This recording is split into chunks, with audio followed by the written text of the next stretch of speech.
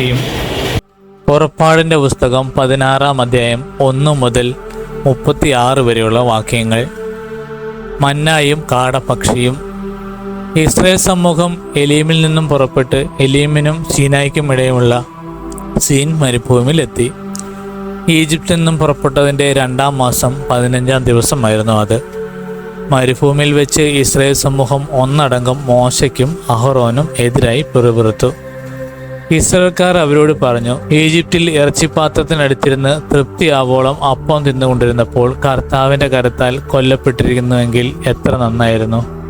എന്നാൽ സമൂഹം മുഴുവനെയും പട്ടിണിയിട്ട് കൊല്ലാനായി ഞങ്ങളെ ഈ മരുഭൂമിയിലേക്ക് നിങ്ങൾ കൊണ്ടുവന്നിരിക്കുന്നു. കർത്താവ് മോശയോട് പറഞ്ഞു, ഞാൻ നിങ്ങൾക്കായി ആകാശത്തിൽ നിന്ന് അപ്പം വർഷിക്കും. ജനങ്ങൾ പുറത്തിറങ്ങി ഓരോ ദിവസത്തേക്കും ആവശ്യമുള്ളത് ശേഖരിക്കട്ടെ. അവനെ അവർ എൻ്റെ നിയമമനുസരിച്ച് നടക്കുമോ ഇല്ലയോ എന്ന് ഞാൻ പരീക്ഷിക്കും. 6-ാം ദിവസം നിങ്ങൾ ശേഖരിക്കുന്നത് അകത്ത് കൊണ്ടുവന്ന് ഒരുക്കി വയ്ക്കുമ്പോൾ അത് ദിനംപ്രതി ശേഖരിക്കുന്നതിൻ്റെ ഇരട്ടിയുണ്ടായിരിക്കും. മോശയും അഹറോനും എല്ലാ ഇസ്രായേൽക്കാരോടുമായി പറഞ്ഞു, കർത്താവാണ് നിങ്ങളെ ഈജിപ്തിൽ നിന്നും പുറത്തു കൊണ്ടുവന്നതെന്ന് സന്ധ്യയാകുമ്പോൾ നിങ്ങൾ ഗ്രഹിക്കും. പ്രഭാതമാകുമ്പോൾ നിങ്ങൾ കർത്താവിൻ്റെ മഹത്വം ദർശിക്കും. കാരണം തനിക്കെതിരായ നിങ്ങളുടെ പിറുപിറുപ്പുകൾ കർത്താവ് കേട്ടിരിക്കുന്നു. ഞങ്ങൾക്കെതിരായി നിങ്ങൾ ആവലാതിപ്പെടാൻ ഞങ്ങൾ ആരാണ്? മോശ പറഞ്ഞു, നിങ്ങൾക്ക് ഭക്ഷിക്കാൻ വൈകുന്നേരം മാംസവും രാവിലെ വേണ്ടുവോളം അപ്പവും കർത്താവ് തരും. എന്തെന്നാൽ അവിടുത്തേക്കെതിരായുള്ള നിങ്ങളുടെ ആവലാതികൾ അവിടുന്ന് കേട്ടിരിക്കുന്നു. ഞങ്ങൾ ആരാണ്? നിങ്ങളുടെ ആവലാതികൾ ഞങ്ങൾക്കെതിരായിട്ടല്ല, കർത്താവിനെതിരായിട്ടാണ്. അനന്തരം മോശ അഹ്റോനോട് പറഞ്ഞു, ഇസ്രായേൽ സമൂഹത്തോട് പറയുക, നിങ്ങൾ കർത്താവിൻ്റെ സന്നിധിയിലേക്ക് അടുത്തു വരുവിൻ. എന്തെന്നാൽ കർത്താവ് നിങ്ങളുടെ ആവലാതികൾ കേട്ടിരിക്കുന്നു. അഹറോൻ ഇസ്രായേൽ സമൂഹത്തോട് സംസാരിച്ചപ്പോൾ അവർ മരുഭൂമിയിലേക്ക് നോക്കി. അപ്പോൾ കർത്താവിൻ്റെ മഹത്വം മേഘത്തിൽ പ്രത്യക്ഷപ്പെട്ടു. കർത്താവ് മോശയോട് അരുളി ചെയ്തു, ഇസ്രായേൽക്കാരുടെ പരാതികൾ ഞാൻ കേട്ടു. അവരോട് പറയുക, സായങ്കാലത്ത് നിങ്ങൾ മാംസം ഭക്ഷിക്കും. പ്രഭാതത്തിൽ തൃപ്തിയാവോളം അപ്പവും കർത്താവായ ഞാനാണ് നിങ്ങളുടെ ദൈവമെന്ന് അപ്പോൾ നിങ്ങൾ മനസ്സിലാക്കും. വൈകുന്നേരമായപ്പോൾ കാടപ്പക്ഷികൾ വന്ന് പാളയം കൂടി. രാവിലെ പാളയത്തിന് ചുറ്റും മഞ്ഞു വീണ് കിടന്നിരുന്നു. മഞ്ഞുരുകിയപ്പോൾ മരുഭൂമിയുടെ ഉപരിതലത്തിൽ പൊടിമഞ്ഞ് പോലെ വെളുത്തുരുണ്ട് ലോലമായ ഒരു വസ്തു കാണപ്പെട്ടു. ഇസ്രായേൽക്കാർ ഇത് കണ്ടപ്പോൾ പരസ്പരം ചോദിച്ചു, ഇതെന്താണ്? അതെന്താണെന്ന് അവർ അറിഞ്ഞിരുന്നില്ല. അപ്പോൾ മോശ അവരോട് പറഞ്ഞു, കർത്താവ് നിങ്ങൾക്ക് ഭക്ഷണമായി തന്നിരിക്കുന്ന അപ്പമാണിത്.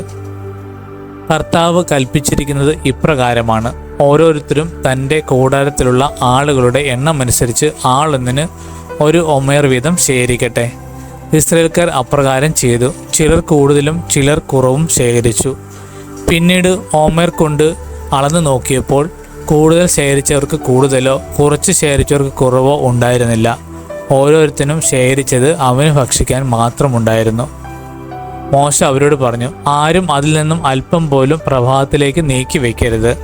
എന്നാൽ അവർ മോശയെ അനുസരിച്ചില്ല. ചിലർ അതിൽ നിന്നും ഒരു ഭാഗം പ്രഭാതത്തിലേക്ക് നീക്കി വച്ചു. അത് പുഴുത്തു മോശമായി. മോശ അവരോട് കോപിച്ചു. പ്രഭാതം തോറും ഓരോരുത്തരും തങ്ങൾക്ക് ഭക്ഷിക്കാനാവുന്നിടത്തോളം ശേഖരിച്ചു കൊണ്ടിരുന്നു. ബാക്കിയുള്ളത് സൂര്യൻ ഉദിച്ചുയരുമ്പോൾ ഉരുകിപ്പോയിരുന്നു. 6-ാം ദിവസം ഒരാൾക്ക് 2 ഓമർ വീതം ഇരട്ടിയായി അപ്പം അവർ ശേഖരിച്ചു. സമൂഹ നേതാക്കൾ വന്ന് വിവരം മോശെ അറിയിച്ചു. അപ്പോൾ അവൻ അവരോട് പറഞ്ഞു, കർത്താവിൻ്റെ കൽപ്പനയാണിത്. നാളെ പരിപൂർണ വിശ്രമത്തിൻ്റെ ദിവസമാണ്, കർത്താവിൻ്റെ വിശുദ്ധമായ സാബത്ത് ദിനം. വേണ്ടത്ര അപ്പം ഇന്ന് ചുട്ടെടുക്കുവിൻ. വേവിക്കേണ്ടത് വേവിക്കുകയും ചെയ്യുവിൻ. ബാക്കി വരുന്നത് അടുത്ത പ്രഭാതത്തിലേക്ക് സൂക്ഷിക്കുവിൻ. മോശ കൽപ്പിച്ചതുപോലെ മിച്ചം വന്നത് അവർ പ്രഭാതത്തിലേക്ക് മാറ്റിവെച്ചു. അത് ചീത്തയായി പോയില്ല, അതിൽ പുഴുക്കൾ ഉണ്ടായതുമില്ല. മോശ പറഞ്ഞു, ഇന്ന് കർത്താവിൻ്റെ വിശ്രമ ദിനമാകിയാൽ നിങ്ങൾ അത് ഭക്ഷിച്ചു കൊള്ളുവിൻ. പാളയത്തിന് വെളിയിൽ അന്ന് അപ്പം കാണുകയില്ല. 6 ദിവസം നിങ്ങൾ അത് ശേഖരിക്കണം. 7-ാം ദിവസം സാബത്താകിയാൽ അതുണ്ടായിരിക്കുകയില്ല. 7-ാം ദിവസം ജനങ്ങളിൽ ചിലർ അപ്പം ശേഖരിക്കാനായി പുറത്തിറങ്ങി, എന്നാൽ ഒന്നും കണ്ടില്ല. അപ്പോൾ കർത്താവ് മോശയോട് ചോദിച്ചു, നിങ്ങൾ എത്ര നാൾ എൻ്റെ കൽപ്പനകളും നിയമങ്ങളും പാലിക്കാതിരിക്കും? കർത്താവ് നിങ്ങൾക്ക് സാബത്ത് നിശ്ചയിച്ചിരിക്കുന്നു. അതുകൊണ്ടാണ് 6-ാം ദിവസം അവിടുന്ന് 2 ദിവസത്തേക്കുള്ള അപ്പം നിങ്ങൾക്ക് തരുന്നത്. 7-ാം ദിവസം ഓരോരുത്തരും തൻ്റെ വസതിയിൽ തന്നെ കഴിയട്ടെ, ആരും പുറത്തു പോകരുത്. അതനുസരിച്ച് 7-ാം ദിവസം ജനം വിശ്രമിച്ചു. ഇസ്രായേൽക്കാർ അതിന് മന്ന എന്ന് പേര് നൽകി. അത് കൊത്തമ്പലാരി പോലെയിരുന്നു. വെളുത്തതും തേൻ ചേർത്ത അപ്പത്തിൻ്റെ രുചിയുള്ളവയുമായിരുന്നു.